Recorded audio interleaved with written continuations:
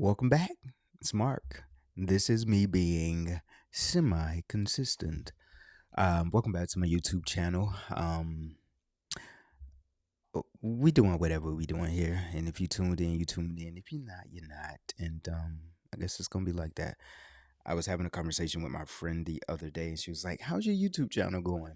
Shout out to Big Nico, not the little one. If you're watching, she was asking how is my YouTube channel going. I was like, friend, it's going, but it's not going. It's going, but it's not going. And I was just saying essentially, you know, my page really started to pick up traction when I started to talk about things that were centered around black, gay, queerness, and my experience from that and the things that I wanted to share around that. And I was like, okay. I took a cohort in the beginning of the year, and essentially I asked this question. I was like, if I want to talk about something and the people I want to serve it to don't want to hear it, or what I'm talking about is not necessarily garnering any attention, maybe ones or a few views, should I stick with that or go with the thing that's people are consuming? And he used the analogy that I thought was perfect. He said, if you sell tacos, but one day you have a donut sale and everybody comes to eat the donuts, then you got your answer. And I was like, yeah, I got my answer. But sometimes, even though something is popular, even though something is maybe working, I can't deny the fact that they have to align for me. And that's what I was telling my friend. Like, I'm one of those people, like, it gotta be aligned. And I know everybody is not like that. Some people is like, hey, this is a means to an end. This is gonna help me. And I get that in certain capacities. But when I have a decision or a choice to make, I want to make sure I'm doing things that align with my soul. And I just have to truly believe that this is going to get me there, even if it takes longer. You know, me doing, and I was just telling my friend, I was like, me doing content that is black and gay, yes, I have millions of things to talk about in that spectrum, but that's not my only lived experience. And I find value in other aspects that have nothing to do with my sexuality. And so it's not necessarily me wanting to get stuck in the space as much as I want to redefine the space. A lot of us with our sexuality, that's all, like our sexuality. And I believe that's a big component of who we are, what we represent, the things, our lived experiences. There are so many commonalities. When I speak to the majority of black gay men, we probably have very similar lived experiences, and we can relate on a level that maybe a straight person will relate to. But it's the same with, there are certain things that black people culturally relate to that white people just won't get. Baby, I got to sit down and explain it all to you. But what I am saying is that although I can fit into those sub communities, I am more than those sub communities. And maybe these videos won't do as well, but at least I will be aligned. Now, does that mean I'm not going to talk about gay stuff from time to time? No, I will, because it's a part of my lived experience, but so is different aspects. You get what I'm saying? I am also an entrepreneur. I'm also a speaker. I like to read books. It's just so much about life that I don't want to be boxed in. I'll never forget hearing an interview that, um, forgive me, but I'm not going to remember her real name, but we know her as Harriet Winslow from Family Matters. And at the peak of the show, she walked away. And everybody had speculations based on the story that I read of why she left. Like, oh, she was jealous of Steve because, mind you, the story was a spinoff for her. She was the star. And so you got this kid that comes along and he blows up. So people are speculating, like, no, no, no, it's because of him. And, she didn't, whatever the reasons. She says, I got tired of doing the same thing, even though the show was a success. She got tired of it. She got tired of playing that role, playing that character. And so for me, things have to align. And maybe that will be the thing that causes whatever to happen slow for me. Maybe it's a case of the tortoise and the hare. But even for you, like maybe you're that person that things gotta align, like it gotta make sense. You gotta have peace, like there were so many times that, maybe options to do different things, not just with content, but just in life, they have presented themselves like if you do it this way, you can get ahead faster, but you can't sleep at night. And I'm just one of those people, like I have a moral code, I have integrity, I have certain values, I have certain beliefs. And I guess I'm saying all this to say I'm going to make content around things that are interesting to me. Now, today, you're in for a treat because I have a lot of things that I want to catch you up on. Um, Over the weekend, I had an opportunity to have another conversation with another friend. Him and his partner, they've been together for a while, and we're just having conversation. I don't know how we got to talking about what we were talking about, but it started to talk. We started to dive in the world of coming out. We started to dive in the world of spirituality. We started to dive into those intersections that, as I said earlier, a lot of us can relate to. And similar story, grows up in the church, family, more conservative as it pertains to sexuality. And I think that needs to be mentioned. A lot of people not conservative. They conservative, when people are very anti or homophobic. They not necessarily conservative. Like they believe in everything else but that. So it's not necessarily people are conservative. It's just they have conservative views on certain things. And that's got every right to do so. And so this individual is having this conversation. I just essentially say, you gotta come out. And I told him my experiences, my story, and I told him that it is one of the most difficult things that you can ever do. So I never want to make it feel very lighthearted, like you just gonna take a run in the park, that you just gonna, like coming out, it feels so heavy. And some situations, it's not just a feeling of heavy, it is heavy. Um, you do risk people treating you weird. You do risk people abandoning you. I think I'm fortunate in my situation that me coming out was not a thing that people have used to turn on me. And although it shouldn't be a thing, it is a thing. And I have to acknowledge that it's a thing that people sometimes disconnect from you because they believe so much in whatever they believe. But what I will say, for the people I love deeply, friends and family included, they have adjusted themselves for me. So they could have had different views, different. They may have some of them. I don't know, but I never feel it. I never feel any. I never feel unwelcome, and I am grateful for that experience. And I think my partner, with his family and friends, um, has had equally the same experience. So for that, we are grateful because it's not everybody's lived experience, and the experience we have is the one that most people desire to have. And so I'm talking to my friend, and I'm advocating for him because I see the frustration of living double lives. I That conversation of this person I'm living with and spending all this time as my roommate. And I told him at some point, you just gotta be like, you know what? This is my life. This is my decision. And is it going to be hard? Is it going to be difficult? I said, yep, but it's going to be so much, so worth it on the other side. And maybe you are that individual as well. Like and what I explained to him, I was like, sometimes what it feels like is like you are a pimple that is ready to pop. Like you ready to share, but you're not applying no pressure. You know what I'm saying? You just, because he made certain statements like, if they ask me this and that, I was like, sometimes you can't wait for that. That's once again putting your life in someone else's hands. Well, if you ask me, I'll tell you, well, you better be direct. No, I was like, maybe you should be direct. Maybe it ain't waiting on somebody, because sometimes people will never ask. They'll assume behind your back. But taking ownership of your life is owning all of you. And so some of the parts of our lived experience, we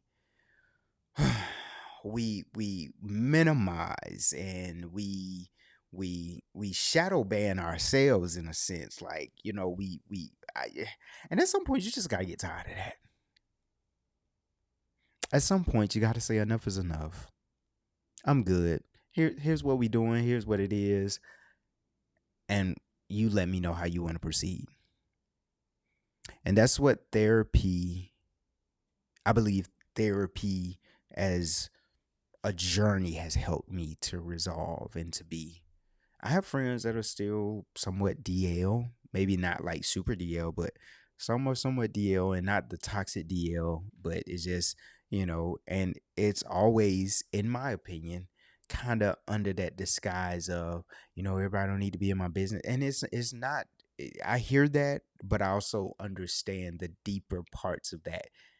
Because if that business was socially accepted, then there would be no business because it'll be open. You know what I'm saying? I often compare things to, if I was in a heterosexual relationship, would I mind people knowing my business? No, because it's the norm.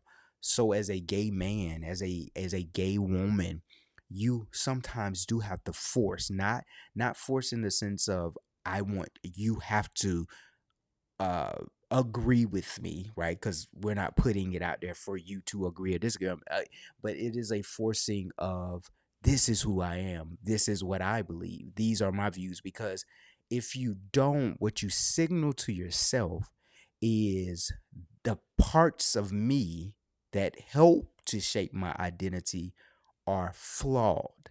I'm a flawed human being, and at some subconscious level that starts to impact everything that you touch: marriage, relationship, how you show up in the workplace, how you show up in your business, how you show up in just everyday life, because you're flawed.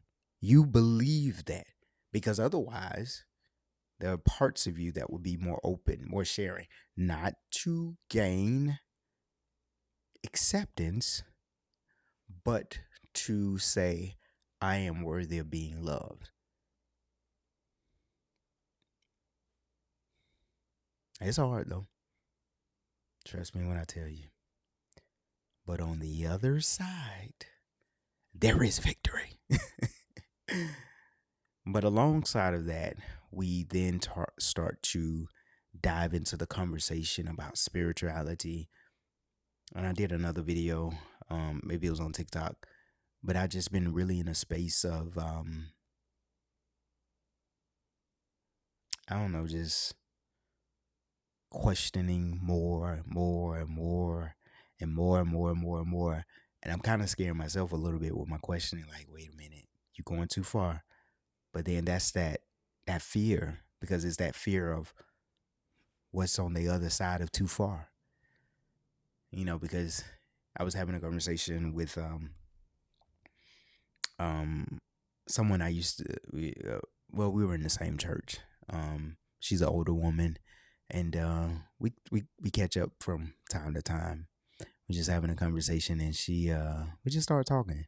And she said something in the call. I can't necessarily remember what the exact statement was, but it kind of gave me that window of, let me see what she thinks about this, because you can't really have those deconstructing conversations with everybody, because some people just be like, they too defensive on what they believe versus being open to understanding a different way or a new way or a better way.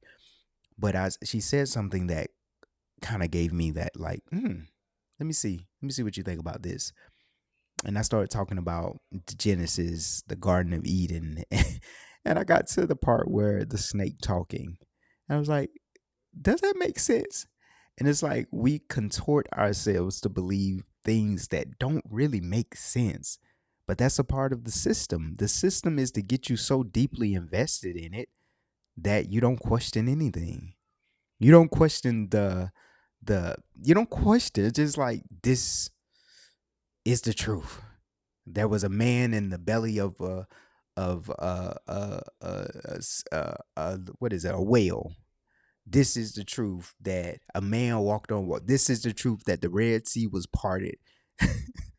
This is the truth that a rod turned into a snake. This is the truth.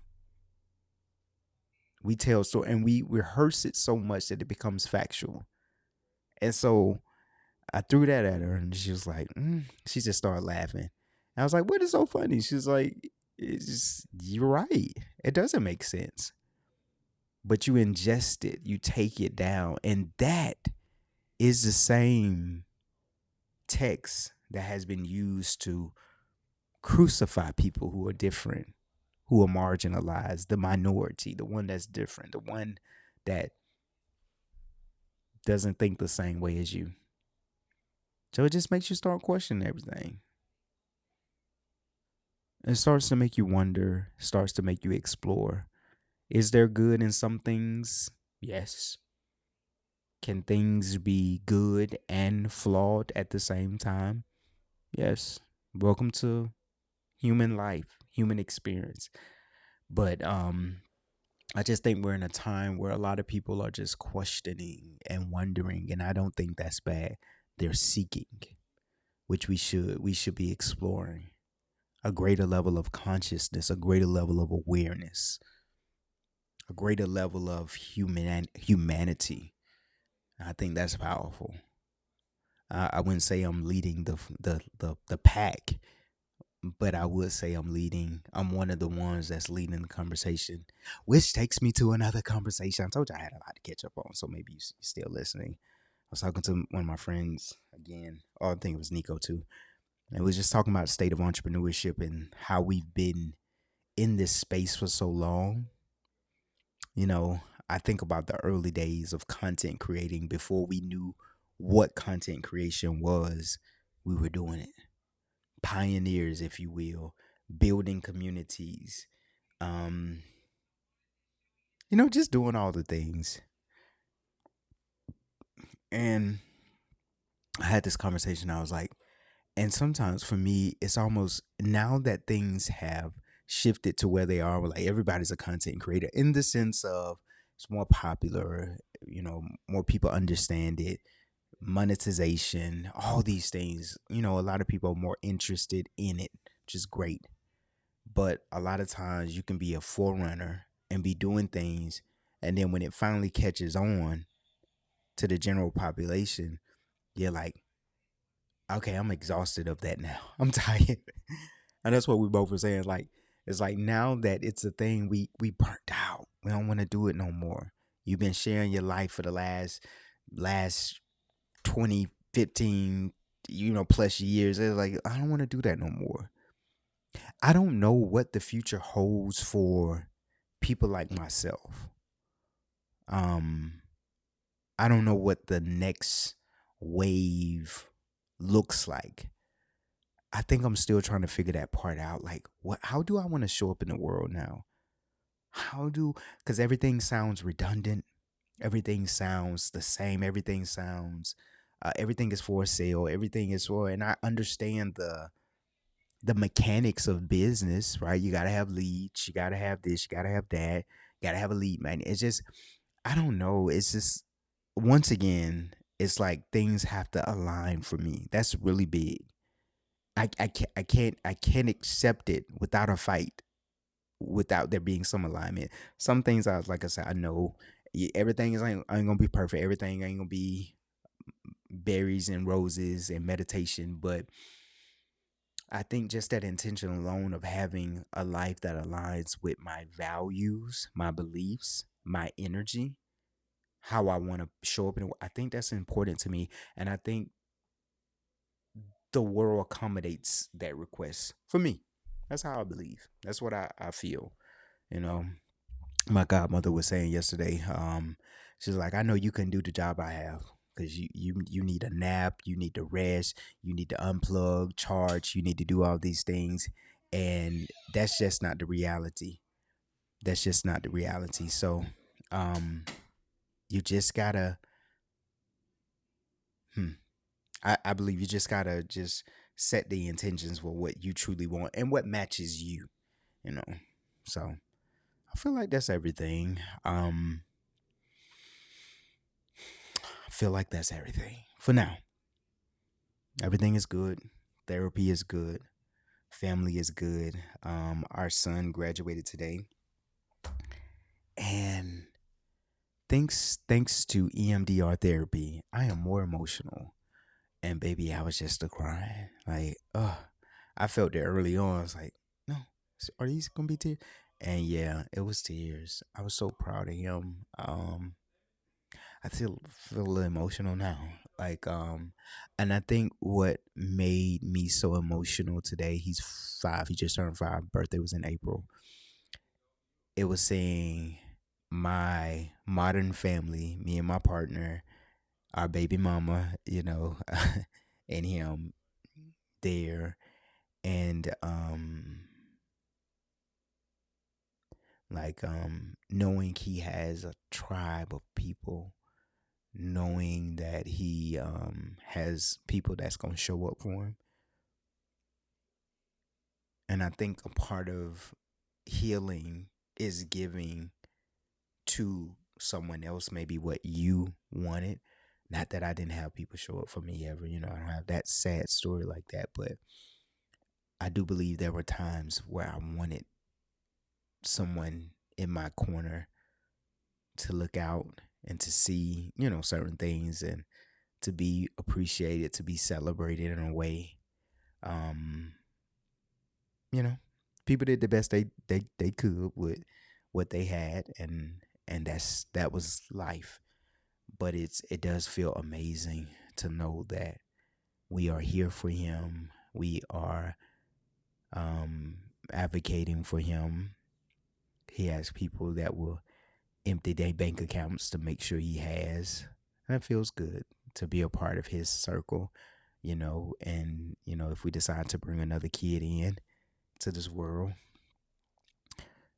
if you're looking to have a baby and you want to, let me know. um, you know, want to do the same. And I think that's one of the beautiful parts of parenthood is being able to do that for someone else and feeling that love.